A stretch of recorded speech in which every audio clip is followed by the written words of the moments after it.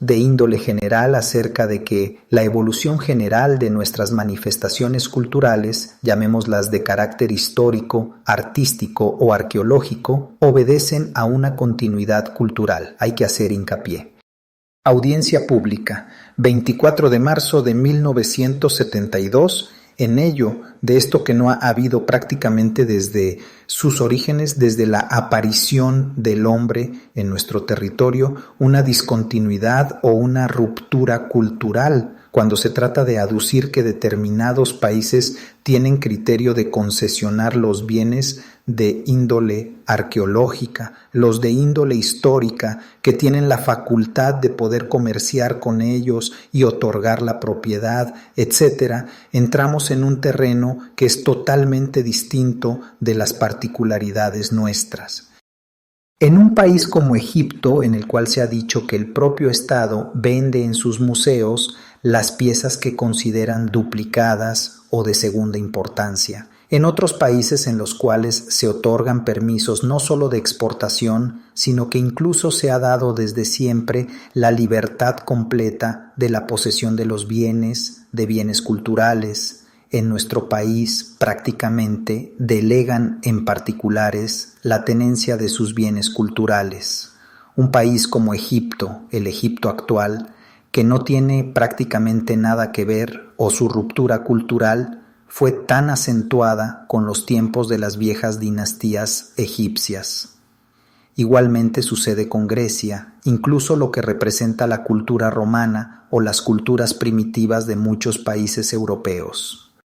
En nuestro país debemos tener en cuenta estas cosas, que me parecen muy importantes porque desde los orígenes del hombre hasta la época contemporánea se ha seguido alimentando de sus propias fuentes tanto en lo artístico, en la producción artística, como en sus manifestaciones vernáculas y culturales. En segundo lugar, no hay que poner como antecedente situaciones que se han ido creando a través bien de sistemas suficientemente a veces ambiguos, a veces que no se han tenido medios para aplicarlos a regímenes legales que han propiciado las situaciones a las que nos enfrentamos el día de hoy. El que determinadas personas hayan propiciado dentro de un régimen legal inadecuado o que no se haya aplicado en caso de que haya sido inadecuado, situaciones que han propiciado que permanezcan en el país determinadas obras a través del coleccionismo, no quiere decir que debamos seguir con este criterio, sino, por el contrario, enfrentarnos a una realidad de la cual las instituciones competentes deben arriesgar y empeñarse por todos.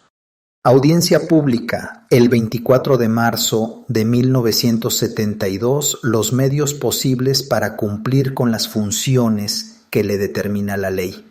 O sea, pues hay que olvidar completamente todos los viejos criterios respecto a esto que tan claramente expuso el señor arqueólogo Litvak y enfrentarnos a una forma completamente nueva, con nuevas proyecciones, para poder en corto tiempo precisamente subsanar todas estas lagunas enormes en la acción de tipo gubernamental u oficial de las dependencias, que igualmente la señora Raquel Tibol especificaba con tanta claridad.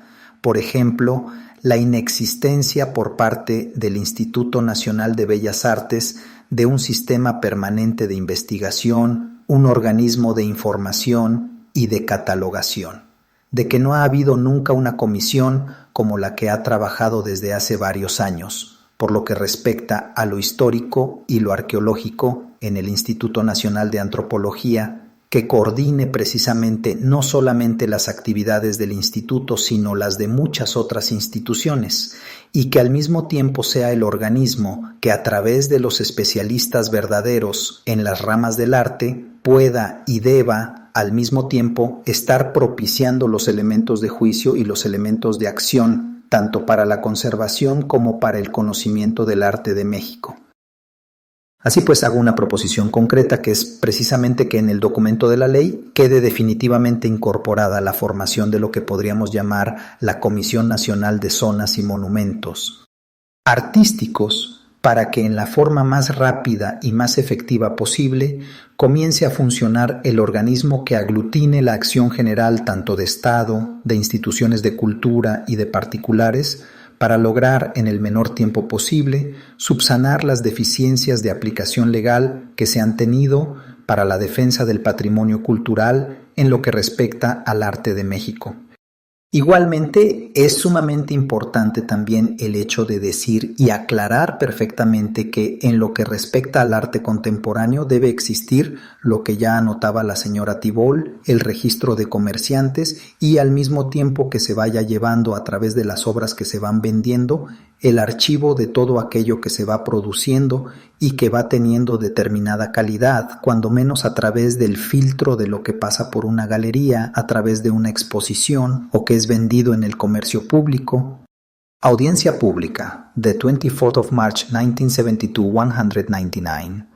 Así pues, una de las acciones más importantes que desde luego ya lo dice en su ley orgánica, el propio Instituto de Bellas Artes, la ley que lo creó, es volver precisamente a tomar conciencia de los deberes que tiene él. Instituto Nacional de Bellas Artes y auxiliarse de toda la opinión pública y de todas aquellas personas interesadas en estos temas que puedan coadyuvar en una forma sumamente interesante a la realización de esta actividad. Creo verdaderamente, y a través de esta ley se está viendo en esta discusión, que la actividad de acción defensora debe ser una acción completamente, trazando un puente entre el Instituto de Bellas Artes y el Instituto de Antropología e Historia. Lo considero sumamente importante porque en sí aquello que nosotros llamamos las piezas de arte prehispánico o las piezas de arte colonial, al mismo tiempo tiene un interés muchas veces mayor que el valor artístico, el valor científico, el valor que proporcionan estas piezas aisladamente o en su conjunto o documento de cultura nacional. Así pues, yo espero que el documento final de las cámaras, así lo deseo vivamente, sea precisamente un documento que aglutine, como una defensa de nuestra continuidad histórica, las acciones que deban desarrollar tanto los institutos competentes de la Secretaría de Educación, como al mismo tiempo el poder de crear los organismos suficientes y suficientemente activos para que coadyuven y se conviertan a través de la educación nacional en una obra de participación múltiple de todos los ciudadanos. Muchas gracias. Presidente, agradecemos al arquitecto Luis Ortiz Macedo su intervención tan interesante y tiene la palabra el maestro David Alfaro Siqueiros. El C. David Alfaro Siqueiros. Yo deseo suplicar que mi intervención en este acto sea mucho más tarde, en otra reunión. Por exceso de mi trabajo, yo no leí el documento sino hasta hace unos momentos. Entonces, yo preferiría realmente intervenir más tarde, después de escuchar mayor cantidad de interventores en las discusiones. Audiencia pública, the 24th of March 1972, 199. El C. Presidente, los señores diputados, para hacer preguntas aclaratorias sobre algún punto de la exposición que no haya quedado suficientemente claro para ellos, tienen el uso de la palabra. Yo deseo preguntarle al antropólogo profesor Constantino Rábago cuál sería la proposición concreta en torno a la iniciativa de ley en relación con qué medida legislativa se debe tomar para proteger los documentos históricos como los que él mencionaba, qué medidas legislativas, qué restricciones o qué aspectos de registro o de conservación deben existir de los documentos históricos y cómo sería posible valorar estos documentos. C.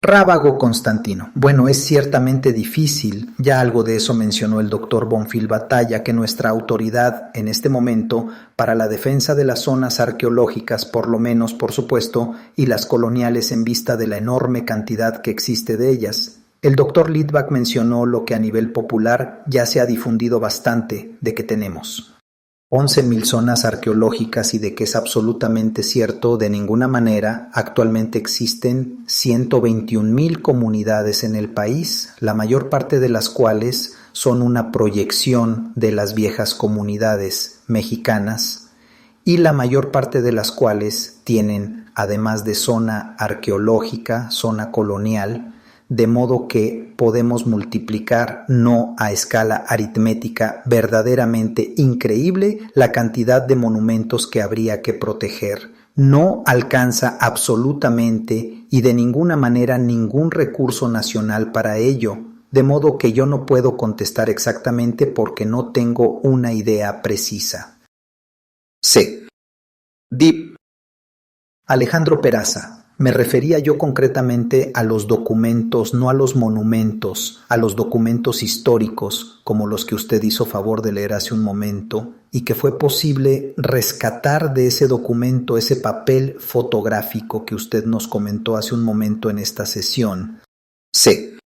Arquitecto Constantino Rábago. Yo entendí monumentos, pero no está desorientada la contestación. Los documentos proceden de esos monumentos normales. Claro está que yo mencioné un caso específico, es uno en una serie de múltiples problemas que se producen para propiciar el saqueo de los monumentos o de los documentos también. En este caso, este documento, repito, estaba en poder de la Secretaría de Hacienda. Audiencia pública, the 24th of March 1972, 199. Secretaría de Hacienda recoge documentos oficiales y aquellos que se consideran importantes se ponen en manos de una subasta y de quien lo solicite al mejor postor. Uno de los coleccionistas mexicanos que ya fue mencionado aquí y que por estar muerto no lo cito porque no se puede defender, fue el que adquirió el lote en forma legal totalmente, de la Secretaría de Hacienda, y entre los documentos que andan por ahí encontró esta real cédula y no supo qué importancia tenía. Entonces de esa manera se están filtrando muchos documentos mexicanos porque pasan por manos de gente no especializada.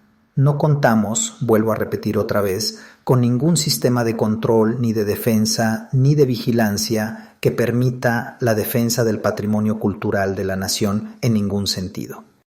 Imagínense ustedes no solamente los documentos escritos, sino qué cantidad de imaginería existe y de pintura colonial en todos los monumentos coloniales del país y están siendo saqueados en una forma verdaderamente escandalosa.